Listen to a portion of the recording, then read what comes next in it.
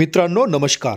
बांधकाम कामगार योजना बांधकाम मजुरांचा सर्वात मोठा प्रश्न होता हा 90 दिवसाच्या प्रमाणपत्राचा। ग्रामीण भागातील लेवलवर जर विचार केला तर ग्रामपंचायत आता बांधकाम कामगारांना 90 दिवसाचं प्रमाणपत्र देत नाहीये। मग आता त्यांना नवीन अर्ज करायचा असेल, रिन्युअल करायचा असेल तर त्यांचा अर्ज हा रिन्युअल होत नाही। तर याच्यासाठीच पावसाळी अधिवेशनामध्ये माननीय मंत्री श्री आकाश फुंडकर साहेब यांनी विधिमंडळामध्ये एक महत्त्वाचा प्रश्न उपस्थित केला असून बांधकाम कामगारांना आता 90 दिवसाचा प्रश्न हा सुटला आहे। तर आता त्यांना 90 दिवसाचं प्रमाणपत्र हे ज्या ठेकेदाराकडे काम करत आहेत त्यांचं तरीच चालेल। आता नेमकं आकाश फुंडकर साहेब विधिमंडळामध्ये काय म्हणाले आपण ऐकूया त्यांच्याच तोंडून। नमिता मुंदडाजी।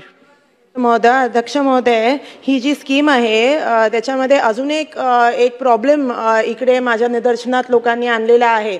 तो आहे की जसं माननीय मंत्री महोदयांनी आता जी सांगितली, जी स्केड्यूल आहे, जे फॉर्म करायला लागतं, ह्याच्यामध्ये एक ॲडिशनल स्टेप असा आहे की संबंधित नगरपालिका नाही तर ग्रामपंचायत इकडे जाऊन तुम्हाला एक लेटर घ्यायला लागतं की 90 दिवस आम्ही इकडे काम करत आहोत ह्याच्यामध्ये, मग आपल्याला ह्याचा फायदा मिळतो। तर हे जे लेटर आहे ह्याच्यामध्ये मागच्या आय थिंक 1 वर्षापासून ग्रामपंचायत देत नाहीये, कारण खूप सारे फ्रॉडचे प्रकरणं झाली। काय काय लोक येतात, म्हणतात आम्ही इकडे काम करतो, पण ते कामगार नसतात, तरी पण ह्या जसं माननीय ह्यांनी जी लक्षवेधी मांडली आहे, तर ह्याच्यासाठी जर आपल्याला कुठलं वे ऑफ कन्फर्मेशन करता आलं आणि हे जे खरंच गरजू कामगार आहेत त्यांना जर आपल्याला बरोबर पद्धतीने ते प्रमाणपत्र देऊन त्यांना ह्या लाभचा फायदा करता येईल, असं काहीतरी मंत्री महोदय ह्याच्यासाठी करणार आहात का?